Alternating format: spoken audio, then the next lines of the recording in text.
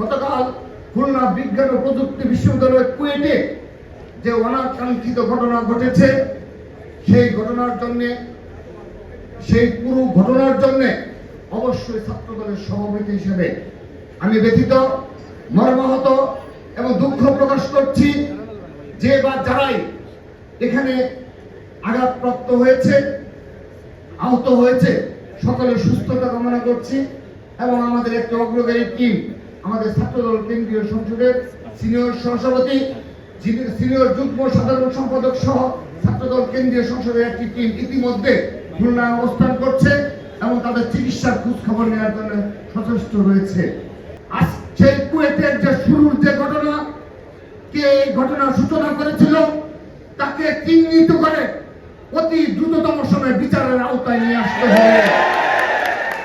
গতকাল মধ্যরাত থেকে একটি ভিডিওর মাধ্যমে স্পষ্ট হয়েছে কত বড় ষড়যন্ত্র হচ্ছে, কত বড় ষড়যন্ত্রের মাধ্যমে ছাত্র দলের সাংগঠনিক কার্যক্রমকে প্রশ্নবিদ্ধ করার জন্য একটি মহল লিপ্ত রয়েছে। আমরা বিগত সময়ে বারবার এই বাংলাদেশের গুপ্ত রাজনীতির অবসান চেয়েছি। ঢাকা বিশ্ববিদ্যালয়ে প্রশাসনের সাথে যতবার ছাত্র দলের মিটিং হয়েছে, ততবারই ছাত্র দল গুপ্ত রাজনীতির বিরুদ্ধে বারবার অবস্থান ব্যক্ত করেছে। আমরা বারবার আমাদের সকল সমাবেশে, সকল মাধ্যমে, আমরা সোশ্যাল মিডিয়াতেও আমরা বারবার এই গুপ্ত রাজনীতির অবসান চেয়েছি। বাংলাদেশে আন্ডারগ্রাউন্ড ছাত্র রাজনীতি থাকা চলবে না, আমরা এটা বারবার নিশ্চিত করেছি, দাবি করেছি।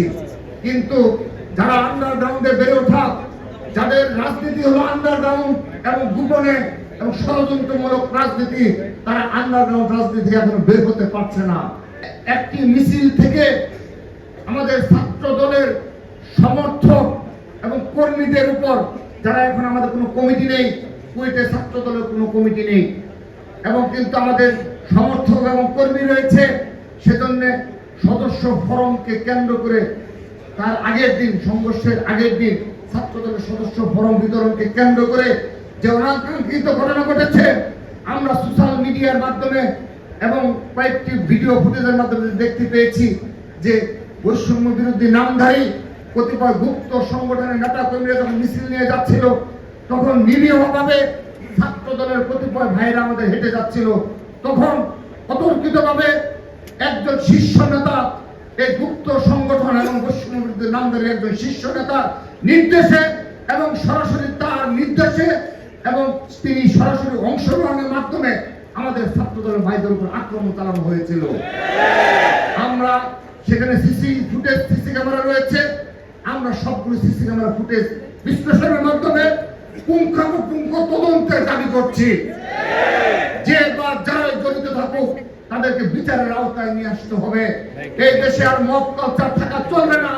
যখন ইচ্ছে হবে আক্রমণ করা হবে, সেই কালচার আমরা মানব না। সানবিট সব দিবে সামাল।